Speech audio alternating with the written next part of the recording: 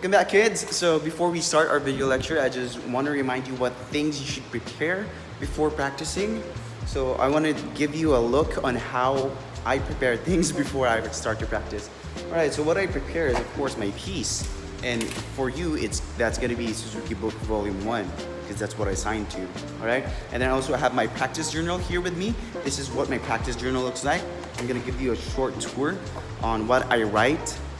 So before I actually practice, I take a look, I check my practice journal just to remind me what I'm working on for the week and what are my goals for this scheduled practice time. All right, so let's take a look. Basically just a regular notebook. This one I got from my school in UB. So it's pretty cute because it has like dog pictures in it. These are sport dogs of my school. So anyway, this is what my practice journal looks like. I write down the pieces, what movements I'm playing on, and then I write the intended notes. And I always put this on the side of my piece. Tinatabi ko siya kasi instead of writing all of the notes here, I just write the bowings and some expressions and encircle the difficult parts. But I write the detailed notes here on my practice journal so that I won't get too confused or I won't forget the lessons or the tips that my teacher gives me. So right after every lesson, I write it down, or even during the lesson, I jot down some notes. So take a look. Here, I'm actually working on my Bach concerto. First, second, and third movement. Right here, I have some notes. But I'm focusing mainly on the first movement, and then I have etudes right here. There. It's not very artsy. I'm disorganized a little, but only I can understand that. And then I do sometimes use pencil, but only because I ran out of ink. Right there. So this is what I always remind myself to do. Practice things slowly and be really patient because I lack that sometimes. Yeah, these are notes. This is what my practice journal looks like. These are also notes I took from my violinists na iniidolo ko sa internet. From social media, I follow them on their accounts and they do video lectures sometimes. So I take down notes whenever they do that because I find it really useful. And then once I review this, I make sure it's open while I practice. So I review my notes here. Yeah, this is pretty much what my piece looks like. Yeah. It's important that you mark your pieces so that you'll always remember what to do when you get to that part when you're practicing. It also helps you memorize the piece better. So there you have it. That's how my practice journal looks like, and this is how I practice right before, well, pretty much touching the violin and everything. So let's get to the video lecture. Alright, so since we're learning the Happy Farmer, I just want to focus on the difficult parts of the piece.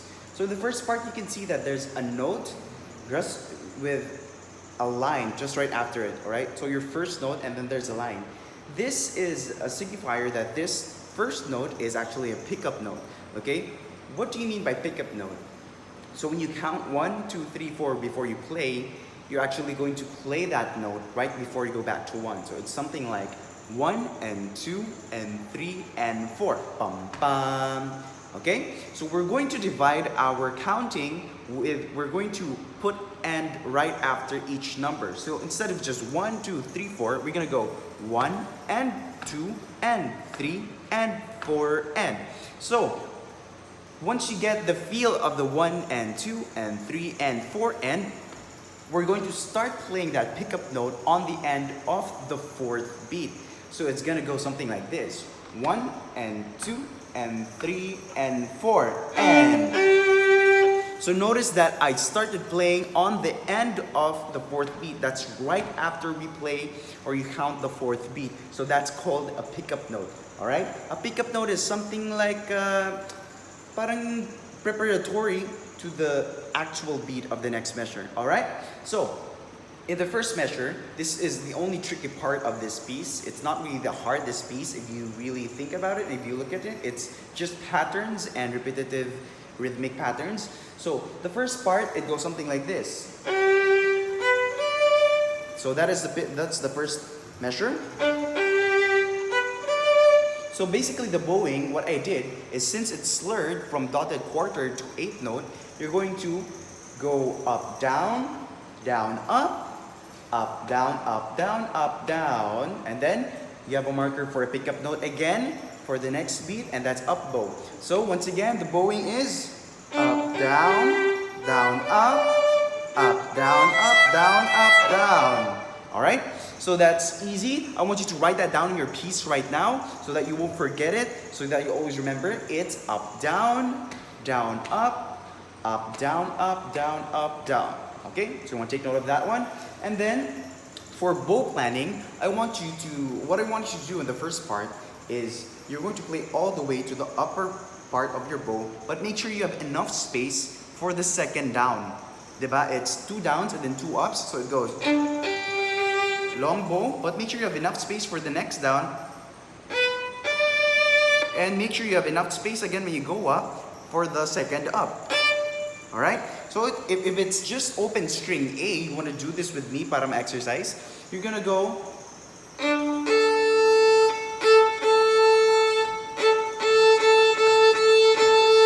so that's the bowing. So it goes up, down, up, down, up, down, up, down. Okay? So you just want to make sure that you have enough space for your second down and for your second up. All right? So I'm gonna do it again, and if you can play it with me, that would be best. All right? 1 and 2 and 3 and 4.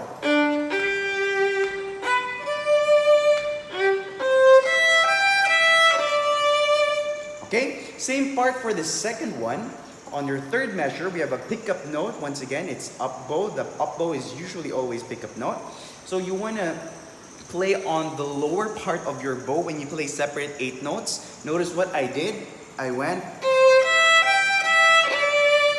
played it here on the middle part of our bow and not on the upper part. So that will have more control. So I'm going to play pick up to third measure. It goes something like this.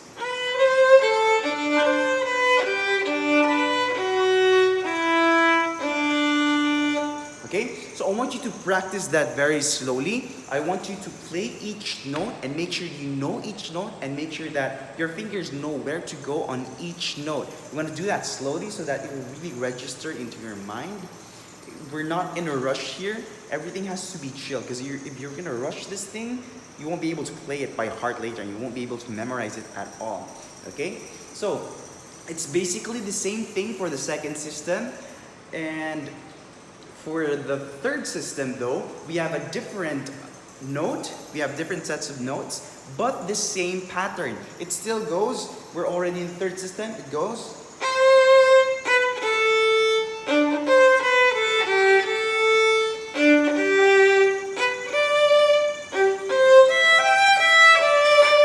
Okay, so if you understood what I did, it's the same thing. I just went down, down, up, down, up, down, up, down. It's basically the same thing, the same bowings, the same pattern, just different notes. Okay? So I want you to practice that, and then notice that on the ending of your first and second system, you have a rest right before you play that 8 note again.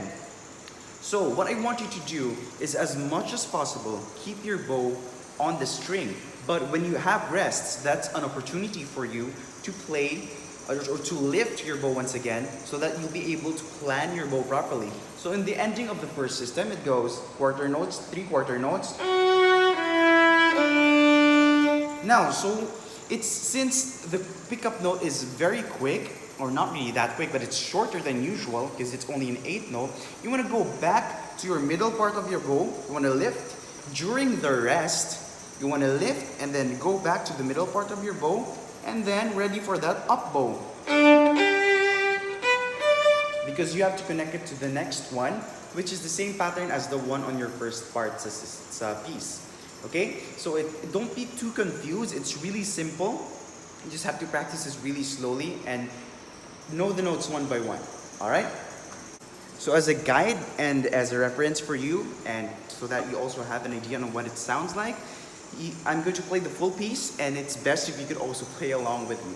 Alright? So this is The Happy Farmer. 1 and 2 and 3 and 4.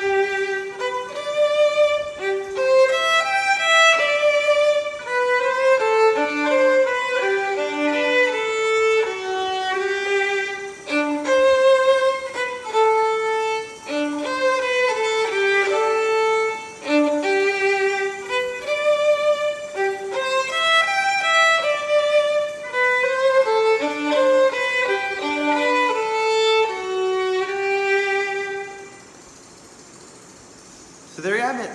Happy practicing. So, I'm gonna leave the rest to you to practice. It's the same pattern.